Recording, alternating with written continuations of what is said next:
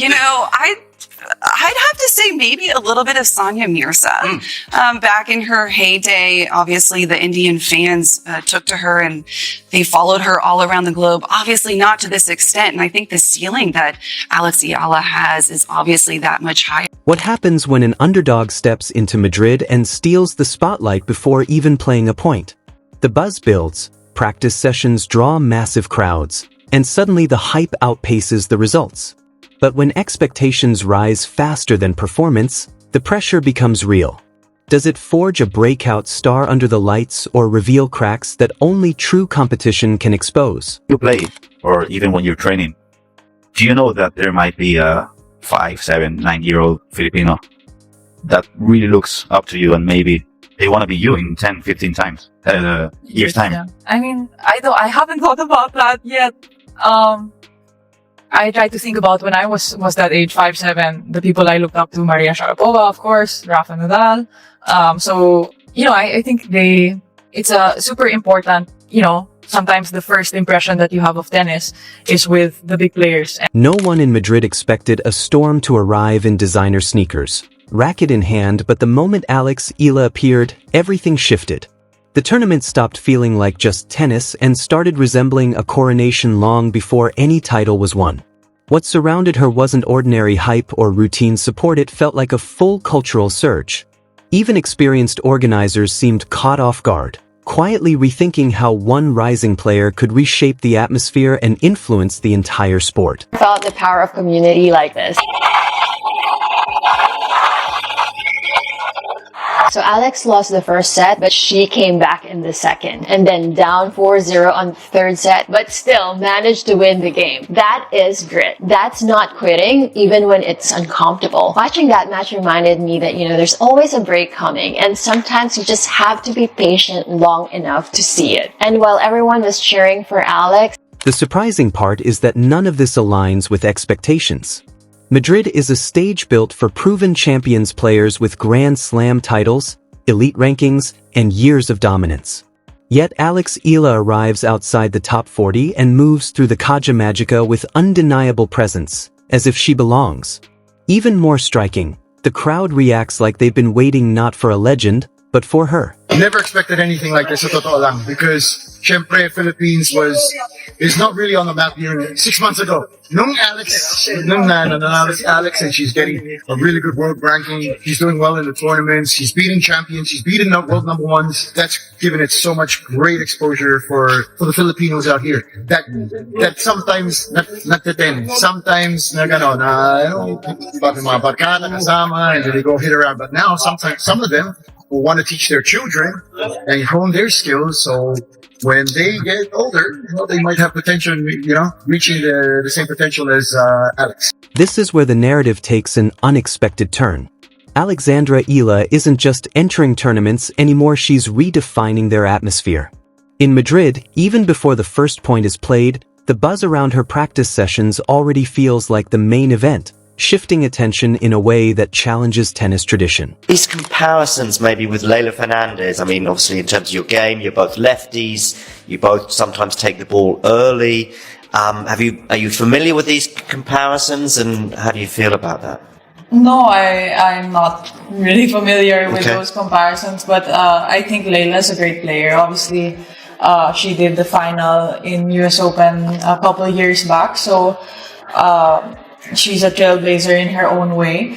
I think I'm not so close with her. We've had a couple of interactions, but she seems like a nice girl. So out on the practice courts, Alexandra Eala moves through controlled cross-court backhands, guided by the watchful eye of Tony Nadal. He steps in sparingly, offering small, precise adjustments, the kind that sharpen not just her strokes, but her mindset. Every drill feels intentional, built for clay. Patience, angles, and disciplined aggression, all pointing to preparation for something far beyond simply showing up. But the real noise isn't coming from the baseline, it's building off the court. Fans aren't just observing, they're organizing around her. Filipino flags begin to cluster in unexpected sections, transforming parts of the stadium into something that feels less like Madrid and more like a global rally point. The atmosphere shifts, growing louder, more unified, and impossible to ignore. And then there's the impact that goes beyond visuals. Engagement surges in ways that sound understated until you see the effect. Ticket demand rises when her name appears on the schedule. Merchandise moves faster. Broadcast numbers climb in regions that rarely tune into early rounds. This isn't typical momentum, it's measurable influence. Madrid anticipated it. The tournament adjusted quietly but deliberately, treating her arrival like a headline act rather than a mid-ranked contender. Match slots lean toward prime viewing windows, and even practice sessions draw an unusual level of camera attention. Oh, good call. Manny Pacquiao, we saw him when he, was at the top of his game, and alongside Roger Federer, he actually had more prize money. So I think that if Eala, can keep doing well with her tennis, who knows? The sky's the limit on the court, off the court. I mean, she could be rolling in it, if you will. Yeah, she's got a smile that lights up a room too, And I remember last year when she beat Iga Swiatek, and she kind of did it with a lot of grace and humility. Even the social media teams leaned into her rise, because ignoring the wave around Alexandra Eala now feels like overlooking a full-blown storm. But beneath the noise, a quiet tension remains. Her results haven't fully caught up with the scale of the hype. Not long ago, she stunned the tennis world with a fearless run that tore through elite competition. Victories over players like Iga Swiatek and Madison Keys weren't just wins, they were bold statements that forced analysts to reconsider her ceiling. In that moment, she looked destined for a rapid ascent. Since then, the trajectory has been less certain. Early exits have replaced deep runs, and ranking gains have slipped away just as quickly as they came. Losses, including a challenging match against Karolina Muchova, served as a reminder that momentum in tennis is fragile. One breakout stretch doesn't guarantee lasting dominance. Yet none of this has slowed the phenomenon. If anything, it's made it more compelling. The conversation has shifted. It's no longer just about how good she can become, but whether the sport is ready for a player whose influence stretches far beyond rankings. That tension now defines her Madrid campaign, visible even in the sharp intensity of her practice sessions. But in the end, this is the job. The job is to be ready again, time and time again. So I'll work to be better. Right now, my priority is to recover. There's a sharper edge to the way Alexandra Eala approaches her drills now, an urgency that reflects her awareness of the gap between expectation and execution. Her footwork appears tighter, her shot selection more controlled, and there's a visible effort to cut out the lapses that have cost her in crucial moments. That brings focus to the match. Many still replay the Linz encounter where she held a strong lead before letting it slip. It wasn't just a defeat, it highlighted a deeper challenge. Closing matches is its own skill, one that separates rising talents from consistent winners.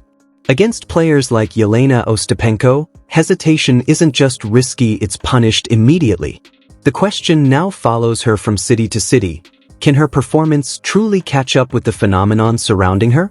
Because if it does, the impact could be massive. Her path ahead offers no easy passage. A potential clash with Leylah Fernandez carries more than competitive stakes. It's layered with shared identity and overlapping fan bases, adding emotion to every point. Both understand the significance, and neither will approach it as just another opening round match. Beyond that, the challenge only intensifies. Absolute godsend for the WTA Tour. She's been brilliant for the publicity, for the profile, the interest she's creating. When we put stories on her on Tennis 365, she just absolutely explodes. She's a major superstar. The problem she's got, I think, is she can get a bit, possibly like Emma Raducanu. We could say that she gets to a certain point in a draw, and then suddenly she comes up against a player who's physically bigger and stronger, hits the ball that little bit bigger, and she's just not. Names like Jasmine Paolini and Elena Rybakina stand as potential obstacles, each bringing composure and experience that test every layer of a player's game. It's the kind of draw that quickly exposes weaknesses, but also one that can redefine a career if navigated successfully. That's why Madrid feels like more than just another stop. The city itself seems ready to embrace Alexandra Eala. From the moment she arrived, there's been a clear warmth in how she's received. Fans aren't just reacting, they're anticipating. They show up early, stay late, and treat her matches like headline events, no matter the round. It's rare for a player to command this level of attention so early. Most only experience it at the peak of their careers. That creates a unique tension. Every match becomes both an opportunity and a test, with stakes driven not just by rankings, but by expectations growing faster than results. Still, she steps into it with composure, focused and increasingly aware of what's at play. Because beyond the hype, beyond the noise and commercial pull, there's a competitor facing a precise challenge: how to turn flashes of brilliance into consistency, how to protect leads, and how to close matches when pressure rises and margins disappear. It was terrific to see her take that match and watch her play after that, and watch her try to continue to progress, because I like her game. Obviously, she wants to get better than where she is now, the 32 in the world, but she's got a lot of good hand-eye coordination and ability to take the ball early and redirect. But the fan stuff is always fun for me, because whenever you see players from smaller countries, the fans are so passionate when they get. Madrid won't give Alexandra Eala time to figure things out at her own pace. It demands answers right now. That urgency is exactly what makes this moment so gripping. If she can align her level with the scale of her presence, the narrative around her could shift overnight. Doubts will fade, debates about hype versus merit will quiet, and what remains could be far more threatening: a player who isn't just supported, but feared. Until that happens, every match carries the same lingering question. When the score tightens, when the crowd leans in, and when precision under pressure becomes everything, can she finish? Each round in Madrid brings noise, expectation, and just enough unpredictability to expose hesitation.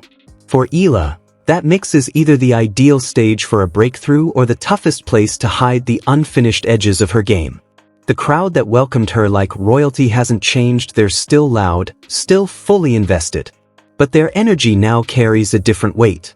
Admiration has evolved into expectation, and from the very first points, that shift becomes impossible to ignore. To see a youngster really step up to the challenge, it looked like she was fading away physically towards the start of that second set, but she fought back, and the fight is something that we're going to constantly see for years to come if she can just keep going on this momentum. Yeah, What'd you see, Paul? She just has an amazing spirit. I mean, the way she fought through that match. And look, it's one thing to win a bunch of big matches in a row. You see the leg taped up. You see her playing a terrific player like Jessica. That shift is subtle, but it changes everything. In early rallies, Alexandra Eala plays with freedom, taking the ball early, redirecting pace with sharp hand-eye coordination that once drew praise from Paul Annacone. In those moments, she looks like the same fearless player who stunned the tennis world, dismantling top opponents without hesitation. But Madrid doesn't reward flashes, it demands consistency. That's where the spotlight tightens. As matches progress, the challenge shifts from instinct to execution, from brilliance to discipline.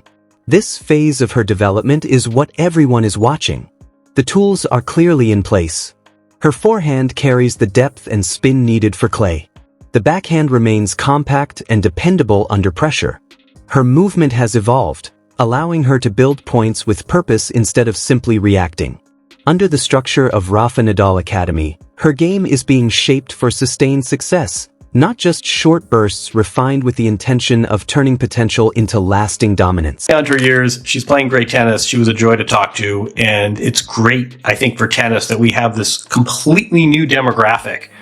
5 years ago, I can guarantee you, when you were in the WTA planning meetings, the large contingent of fans from the Philippines coming out with their flags to matches was not part of too many discussions. But here they are, and here she is. And But structure alone doesn't win matches at this level. Execution in key moments does.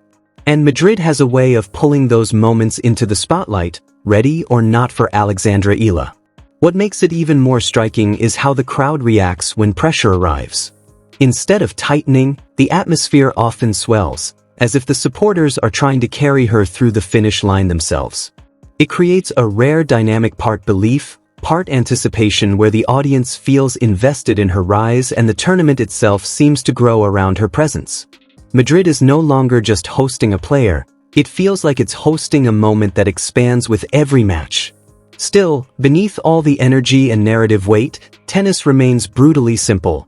Win the big points, or the story changes fast. I'm not concerned about anyone else right now. It's Alex Eala time. This is Alex Eala's moment. Our days, our dinners, our evenings are fixated on when she's playing. That's real tennis fandom right there. Love it. This is so great for tennis in general. Yeah. I think having players like Alex out there, and she's so gracious to all her fans. She spends time with her fans, signs the autographs, takes the photos, and really just shows the Filipino community that it is all about the Philippines. And I still carry that flag with me no matter where I go across the world. It's such a young woman at that has that wisdom of just what it means. For Alexandra Eala, these moments represent something larger.